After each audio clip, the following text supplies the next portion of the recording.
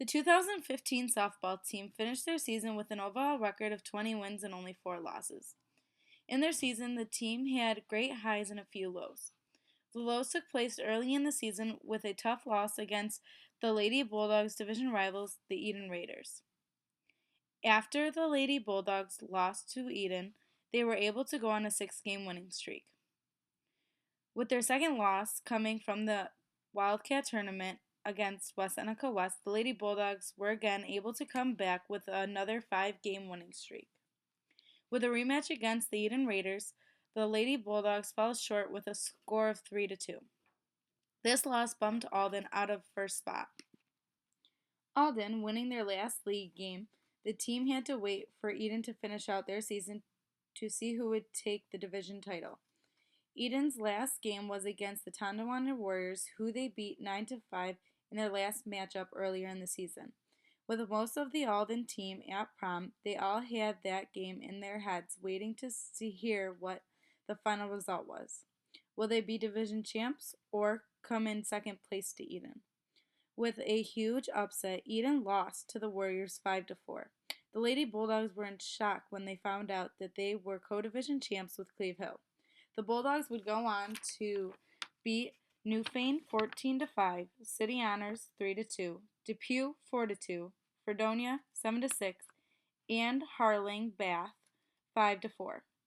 With these wins, the Lady Bulldogs, for the first time in school history, were taking a 5-hour bus ride to Glen Falls to the state tournament. The Bulldogs fell short in the state semifinal game against Ichabod Crane 1-0. This film will illustrate the impact on the community and the players' lives. Alyssa and Megan, you're both seniors. Alyssa, this is the furthest your school has ever gotten in the state process. Just describe this season for you. It's been very exciting and dramatic. We've lost a couple games and we've won a couple games that really put us in this position. It's very exciting to be here. And Megan, can you tell me what you guys have been doing to prepare?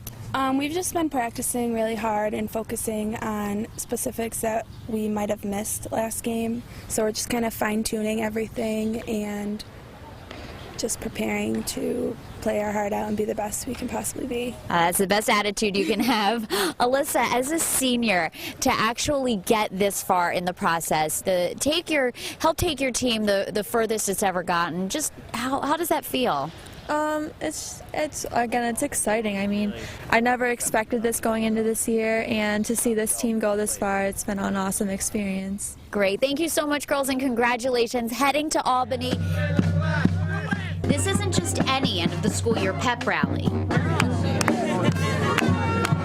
About 100 students, parents, and teachers came to Alden Town Park before 7 this morning to celebrate 15 young women. The Alden Central varsity softball players heading to state semifinals for the first time in school history. Alyssa Gadd says she has seen a lot of change. This year is different. The last couple of years, we loved playing the game, but there wasn't that desire. And now I think this year we all know where we are. We all want to win. We all want this title. Her coach agrees. Just growing. This is a young team. A lot of growth. So one by one, the Alden girls softball players run out.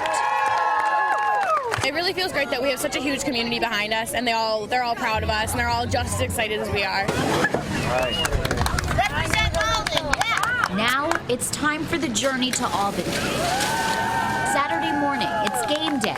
These girls are in it to win it, but with what they've accomplished already, it's hard to make this community any more proud. Being one of the junior captains and the starting pitcher, how did you deal with the pressure that came with the success of the team? Being a leader on the team, it's hard to express what you carry, and you have to keep your composure. The pressure isn't as difficult to deal with as you would think. I mean, you just go into every game and you play like you would play, and you work as hard as you always would. You live everything out on the field, and so does the rest of your team. So you don't really feel the pressure. It's just you've played the game your whole life, so you just go in there and you do what you know how to do. On the day of states, what was going through your head? At first, it was like a combination of nervousness, excitement, and focus.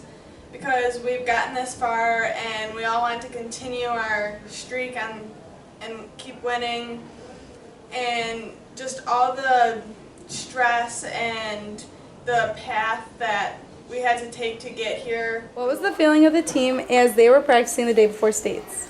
I specifically remember it was very hot and very sweaty and there was tons of bugs, and we all went out, and honestly it was just a lot of fun because at that point we weren't going to try and come up with some new play or fix anything. We just kind of were getting our reps in for the day, and we all just kind of had fun and laughed, and just it went really well. What does it mean to you that your first year on varsity softball was the year the team went to states?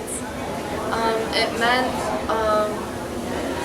it was such an honor, honestly, being on a team that had so much compassion and drive to pursue and winning. And I wouldn't give that team up for anything. They made me love softball. They made me love going out and just being on a team. That was the closest team I've ever been on, and I love all those girls so much, and we'll always live on. As a freshman, how did you feel being put in the lineup during the playoffs? I felt a little nervous, and I felt like if I messed up that maybe the team would be down on me, but then I had to realize that I just had to let it go and get it. Underclassmen and starting center fielder, what effect did you have on the underclassmen? As an upperclassman, I always strive to do my best and always encourage the underclassmen to do their best. How did the loss at states affect you personally? Personally, it gave me a higher goal for the next year, and it wasn't even so much as how far to go. It was a higher goal of working harder, and it also kind of taught me that failure is acceptable, it's okay. Because going into it, we'd had such a high season, there weren't a lot of lows, and to have one big low at the end and still be able to come back from it and work towards the same goal the next year kind of taught me that it's okay to fail sometimes. You don't always have to win. It affected me, but it didn't affect me a lot because I knew that I still had years that we could get there and accomplish what we wanted to. The loss at states is definitely a big one to take in, but I mean, you work so hard all season, you work so hard every game, and once you get to those last games, it's everything you worked for. So when you lose, it's like feels like all your hard work went to nothing. But definitely all our hard work went to something, because this game was big. I mean, it was the furthest we've gone in school history, and it was an amazing experience. So even though we lost, it was a great life experience to have, and definitely it would make you a more humble player and give you more experience. I feel like the loss of states, it made me more determined like the following years, and made me realize how